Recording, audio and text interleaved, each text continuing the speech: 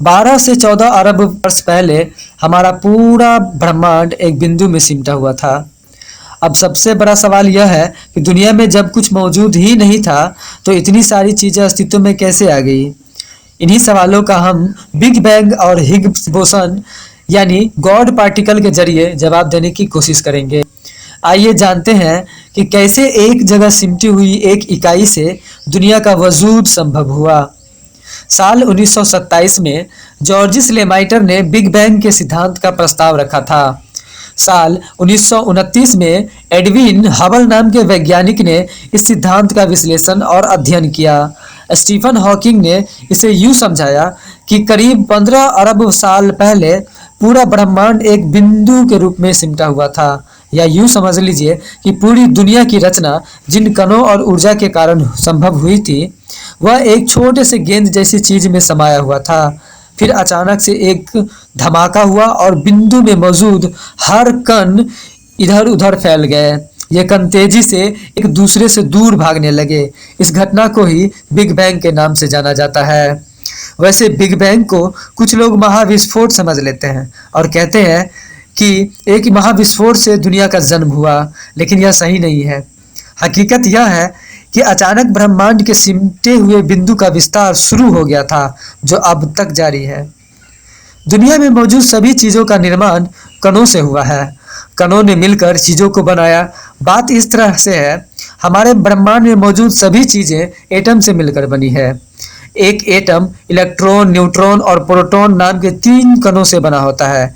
ये कण भी सब एटॉमिक पार्टिकल से मिलकर बने होते हैं, जिन्हें क्वार्क कहा जाता है। इन कणों का द्रव्यमान अब तक रहस्य बना हुआ है। प्रोटॉन और न्यूट्रॉन जैसे कणों में द्रव्यमान यानी वजन होता है, जबकि फोटॉन में नहीं होता। यह एक गुत्थी थी कि आखिर कुछ कणों में वजन होता है जबकि कुछ में नहीं। आखिर ऐसा क्यों होता है? इन्हीं गुत्थी को पीटर हिग्स और 5 अन्य वैज्ञानिकों ने साल 2012 में सुलझाने की कोशिश की। उन्होंने हिग्स बोसोन का सिद्धांत दिया। उनके सिद्धांत के मुताबिक बिग बैंग के तुरंत बाद किसी भी कण में कोई वजन नहीं था। जब ब्रह्मांड ठंडा हुआ और तापमान एक निश्चित सीमा के नीचे गिरता चला गया तो शक्ति की एक फील्ड पूरे ब्रह्मांड में बनती चली गई। उस फील्ड के अंदर बल था और उसे हिग्स फील्ड के नाम से जाना गया। उन फील्ड के बीच कुछ कण थे जिनको पीटर हिग्स के सम्मान में हिग्स बोसॉन के नाम से जाना गया।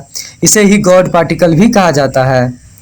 उस सिद्धांत के मुताबिक जब कोई कण हिग्स फील्ड के प्रभाव में आता है तो बोसॉन के माध्यम से उसमें वजन आ जाता है।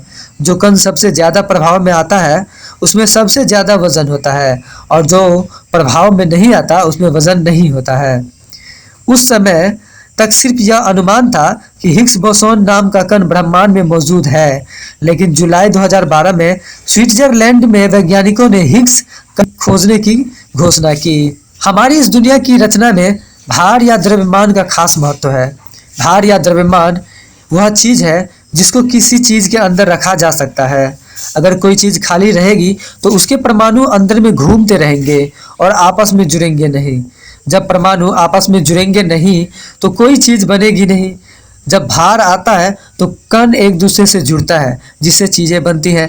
ऐसा मानना है कि इन कणों के आपस में जुड़ने से ही चांद, तारे, आकाशगंगा और हमारा पूरा ब्रह्मांड का निर्माण हुआ। अगर कण आपस में नहीं मिलते तो इन चीजों का अस्तित्व नहीं होता, और कणों को आपस में मिलाने के लिए भार जरूरी है। अमेरिका के एक वैज्ञानिक लियोन लीडरमैन ने साल 1993 में एक पुस्तक लिखी थी। उस पुस्तक में उन्होंने कणों के द्रव्यमान और परमाणु के बनने की प्रक्रिया को समझाया था। उन्होंने किताब का नाम द गॉडन पार्टिकल रखा था, लेकिन प्रकाशक को यह नाम पसंद नहीं आया, तो उन्होंने इसका नाम बदलकर द गॉड पार्टिकल कर दिया। इस तरह से इसको गॉड पार्टिकल कहा जाने लगा। इसका भगवान से कोई लेना देना नहीं है। दरअसल इंग्लिश के शब्द गॉडेम्ड को गुस्सा या चिड़चिड़ाहट व्यक्त करने के लिए इस्तेमाल किया जाता है। इसी चीज को ध्यान में रखते हुए लीडरमैन ने गॉडेम का इस्तेमाल किया, ताकि वह यह दिखा सके कि इस कण को खोजने में कितनी परेशानी का सामना करना पड़ा। उम्मीद है आपको ये समझ में आ गया होगा कि गॉड पार्टिकल क्या होता है। अगर आपको वीडियो अच्छी लगी होगी तो हमें कमेंट में ज़रूर बताइएगा और साथ ही साथ इसको लाइक, शेयर और सब्सक्राइब ज़रूर कीजिएगा।